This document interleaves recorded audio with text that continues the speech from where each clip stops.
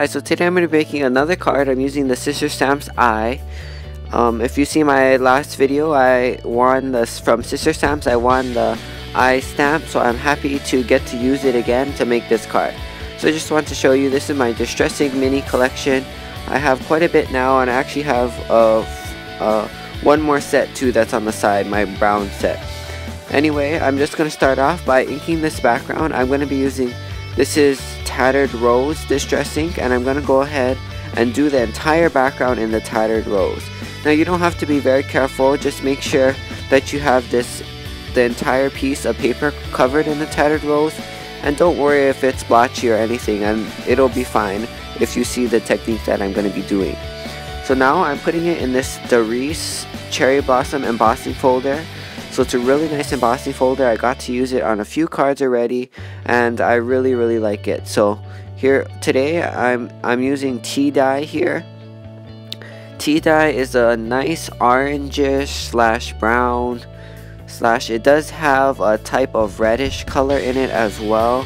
So it's a really nice color. I'm really happy to have gotten this mini distress ink. It's one of the new ones that I got, and this tea dye seems to work really well to make this background pop out a little bit more. Now I'm using worn lipstick. It doesn't have as much ink as a new one would have in it. I actually have the refill for worn lipstick, so I actually could go ahead and refill it, but at the moment I like this. I was trying to go soft and make it a really nice and subtle background, but that tea dye was a little bit more overpowering than I expected. So I actually tried to tone it down a little bit with the worn lipstick, and that seemed to make a really nice background for me. Now I went ahead and used the eye stamp. I stamped it out. That was in my last video, and I went ahead and did use my Spectrum Noirs and Copic markers, and just my Spectrum Noirs actually, and colored this entire image in.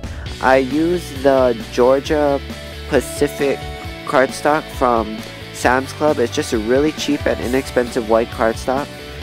I get a whole ream for about $7 at Sam's Club. So it's really cheap, and it actually is the best cardstock that I found what I've been able to get my hands on for a good Copic coloring. So now I'm going ahead and adhering this card together. As you saw in that eye, I already on the Tychodrum, I already put glossy accents because I knew it was going to take a little while to dry, and I showed that I put some Wink of Stella in the clear.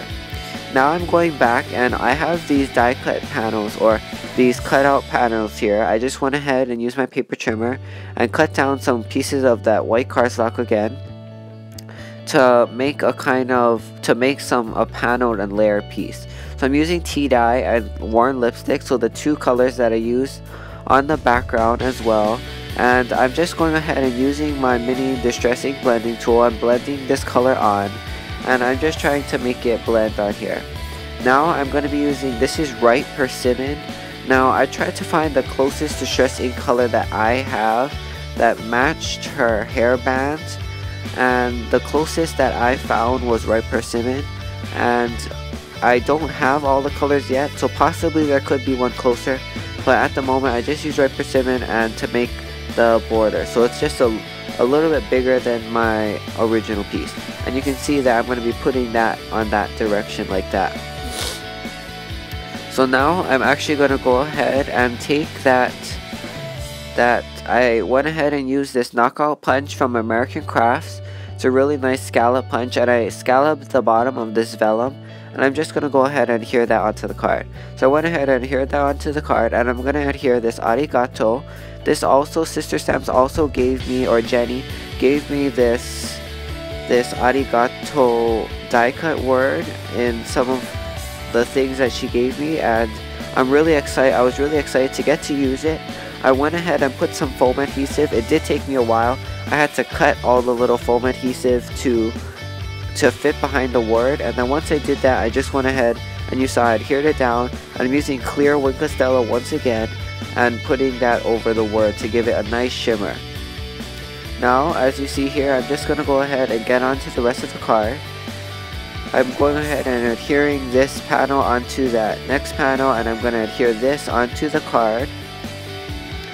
and this is slightly smaller than that second layer. And what I actually did is I went ahead and took that original, or that piece that has that goes across where I blended the worn lipstick and the tea dye on it to that white cardstock panel. I went ahead and used a cherry lint embossing